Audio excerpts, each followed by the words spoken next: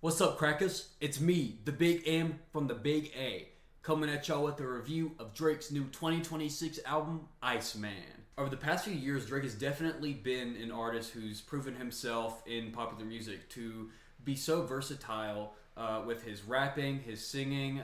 Just last year, he dropped an album with fellow R&B collaborator Party Next Door, a project called Some Sexy Songs for You. Now, if you ask me, these songs were not sexy at all. They were kind of fucking garbage. While the album is definitely giving off the vibe of him trying to reclaim his image that he once had, it definitely does come as a sort of rebrand in a sense of him doing new things, experimenting, especially with the release cycle of this album and the two others that coincided. For a popular music release, this has actually been one of the most interesting rollouts I've seen in a while, from the giant ice sculpture being placed in Toronto, which I've since dubbed the Iceman's Nest, to him sitting courtside at the NBA games covered in ice, for some reason opting to have a wet ass seat. The Iceman episodes, the live streams of him handing out ice cream cones on the streets of Toronto, like the fucking God's Plan music video.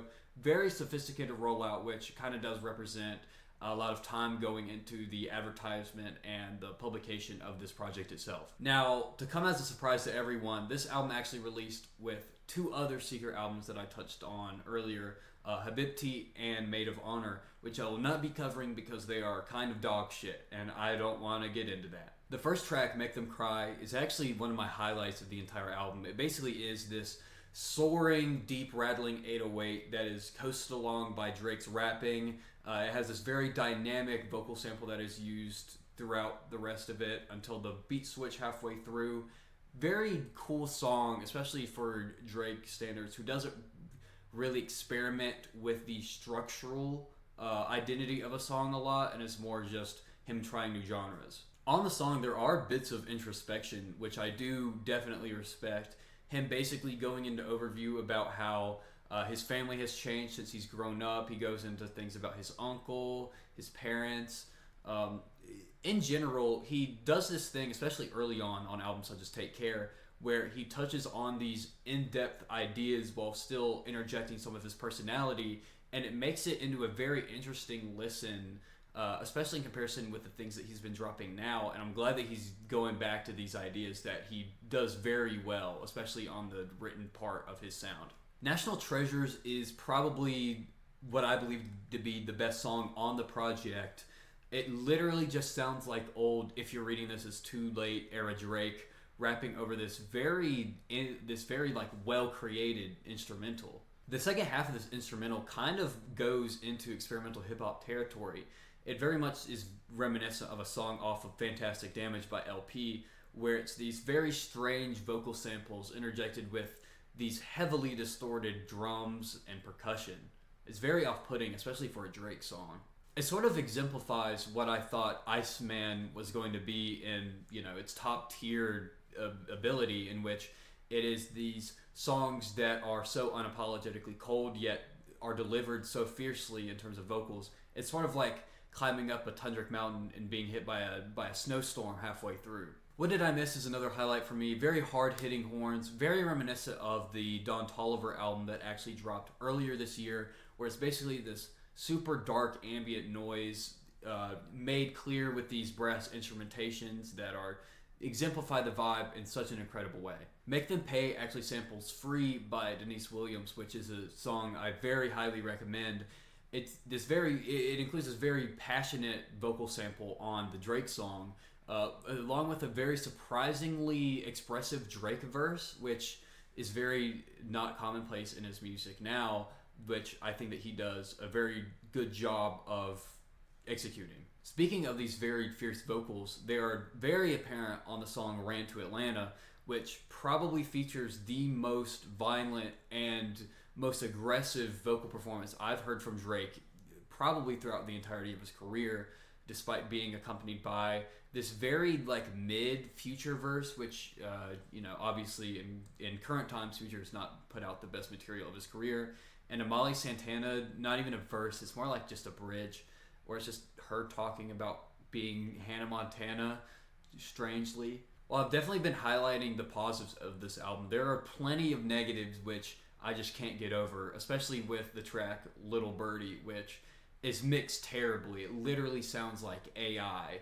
It sounds so artifactual. It genuinely could be mistaken as something created by like Sora.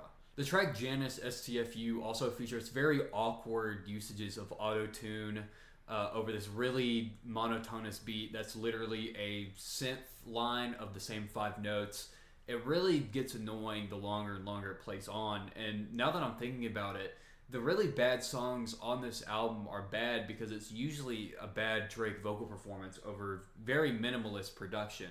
So it's basically to a point where the beat is not very well made, and so it kind of makes the vocals the highlight of the song when the vocals were not that good to begin with.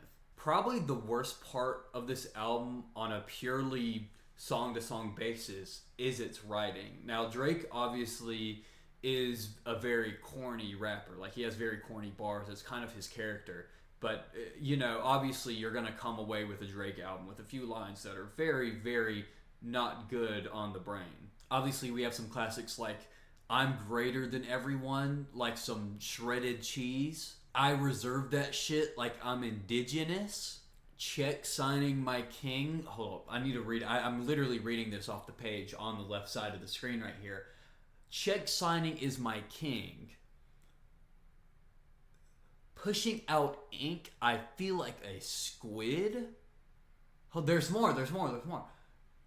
And I face the way they paint me, but it hurts just like the Philly Eagles. Now, obviously, this is a reference to Philadelphia Eagles quarterback Jalen Hurts, but this is kind of it kind of exemplifies the point of which I had with Drake's writing.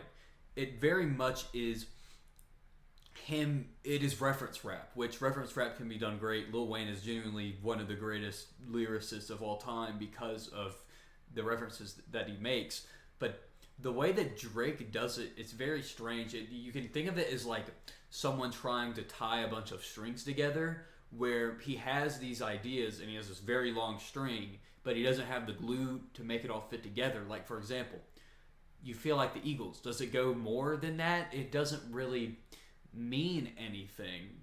Like, the reference itself doesn't go beyond him saying the reference. Like, there's no other tie-in, there's no other meaning behind what he's saying. And I think that is basically the worst part of his rapping now. It basically turns everything that he would have said otherwise into this very corny reference party, and it's very strange to it's just a weird experience to have to go through. And obviously Drake is not a lyric dependent individual. I'm sure most of his fans anyway don't go in there expecting some like crazy lyricism, just because, as a more popular artist, people aren't really paying attention to lyrics that much anyway. As long as it's relatable to some degree, most people don't really care that much. So when I went into this, I kind of don't put Drake's lyricism as a high priority when it comes to rating the songs. I usually go in with expectations of a vibe being administered, of instrumentals that aren't really that distracting, yet kind of do set a precedent of an emotion that is to be felt. Even though that's the case, I think all in all, this is a good album. Obviously, it has its down points, it has its highlights. I think this album, actually has some of the best songs of his entire career on it. Very ferocious delivery, probably one of the best instrumentals on a project that he's had in like 10 years, maybe. Some of these songs really do have the fierceness of the vocal delivery that he once did on albums such as If You're Reading This, It's Too Late, or Take Care. Despite that, there is some classic Drake filler on it, obviously. Has some bloat that would probably need to get cut. God forbid the two secret albums track lists be on Iceman. That would genuinely be a travesty. That would make me not want to listen to music anymore if I had to review that shit. But overall, Iceman itself is a good album. I would definitely say it's a good album.